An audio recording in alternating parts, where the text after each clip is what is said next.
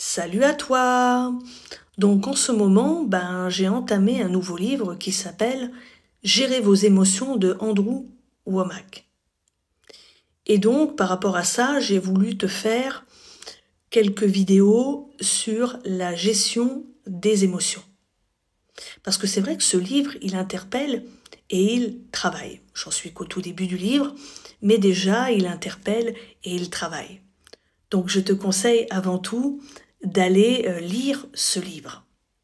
Parce que malheureusement, nous sommes beaucoup à avoir du mal à gérer nos émotions. C'est-à-dire qu'on laisse libre cours à nos émotions, que ça soit des émotions positives ou négatives d'ailleurs.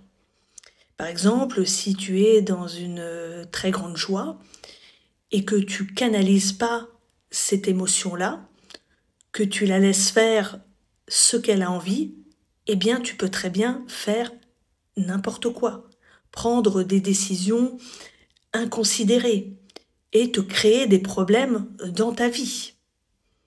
Par exemple, ça peut être catastrophique de ne pas savoir gérer ses émotions. Et les émotions ne sont pas mauvaises. Cela ne veut pas dire que tu dois être dépourvu de toute émotion, car nous avons été créés des êtres émotionnels, nous sommes des êtres émotionnels. Et Dieu lui-même n'est pas un Dieu froid, sans émotion, un Dieu du type glaçon, si je puis dire. Dieu a aussi des émotions. D'ailleurs, Matthieu 20, verset 34, nous parle que Jésus avait été ému de compassion, donc il a ressenti de l'émotion. Mais Jésus n'a pas laissé ses émotions le contrôler. Et tes émotions ne doivent pas te contrôler. Dieu t'a donné la capacité de contrôler tes émotions et de ne pas les laisser faire n'importe quoi, de ne pas les laisser graviter ici et là au gré du vent. Tu dois arriver à placer tes émotions sous la domination spirituelle plutôt que sous la domination naturelle, comme nous le dit Andrew Womack dans son livre. Alors il y a tout un monde spirituel qui existe et tu dois en prendre compte. Tu dois composer avec ça. Il n'y a pas qu'un monde naturel. Alors bien souvent, certaines personnes, chrétiens, chrétiennes, au lieu d'utiliser la puissance que Dieu leur a donnée, eh bien vont essayer seuls de gérer leurs émotions, mais uniquement du point de vue naturel, sans l'aide du Saint-Esprit. Donc, ces personnes vont utiliser des solutions mondaines, comme la psychologie par exemple. Tu es responsable de tes émotions et de ce que tu en fais, ou de ce que tu veux en faire. Tu ne peux pas dire « je suis comme ci, comme ça, je n'y peux rien, je ne peux rien faire », alors que tu as la puissance du Saint-Esprit en toi.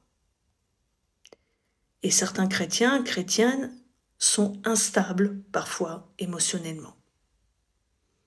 Parce que ces personnes se laissent diriger par les circonstances, selon que les circonstances soient bonnes ou mauvaises, alors que tu peux par exemple rester en paix, même s'il y a une tempête dans ta vie. Certaines personnes vont se laisser diriger par leur vécu, parce qu'elles ont vécu dans le passé, parce que par exemple rien n'a été réglé. Par exemple, si tu as eu un lourd passé et que celui-ci continue, si je puis dire, de t'affecter émotionnellement, eh bien, tu ne pourras pas vivre la vie que Dieu souhaite pour toi. Le bonheur émotionnel ne doit pas dépendre de la pluie, du beau temps, si je puis dire, de ton passé, de ce que tu as vécu, etc. Tu sais, il y a une expression qui dit avec des scies, on mettrait Paris en bouteille. Ah, si j'avais un meilleur travail. Ah, si j'avais moins de soucis, plus de ceci ou de cela. Eh bien, psychologiquement, je serais mieux. Mais en fait, ça ne dépend pas de cela. du fait que tu vas avoir de l'argent, un meilleur travail, etc. Mais ça dépend du fait que tu gardes ou non les yeux fixés sur Dieu, et si tu as la foi. Donc tu dois être concentré sur ce que Dieu a déjà fait, et non sur ce qui paraît te manquer. Tu ne dois pas te dire « je suis comme ci, je suis comme ça, pourquoi je suis comme ci, pourquoi je suis comme ça » et te regarder en fait du bout de la lorgnette, triste, en te disant que tu n'es pas assez bien, que tu n'en as pas assez fait, que tu as raté ta vie, etc. Non, tu dois changer de langage. Tu dois avoir une autre image de toi. Changer ta confession. Tu dois avoir l'image que Dieu a de toi. Et non une image que toi, tu t'es dépeinte. D'ailleurs, Ésaïe 43, verset 4, au passage, nous dit que nous avons du prix aux yeux de Dieu. Donc tu n'es pas un raté ou une ratée. La joie et la paix vont dépendre de Dieu et non de ce que tu vis dans le monde. La joie et la paix doivent dépendre de Dieu et non de ce que tu vis dans le monde. À tout de suite pour la suite.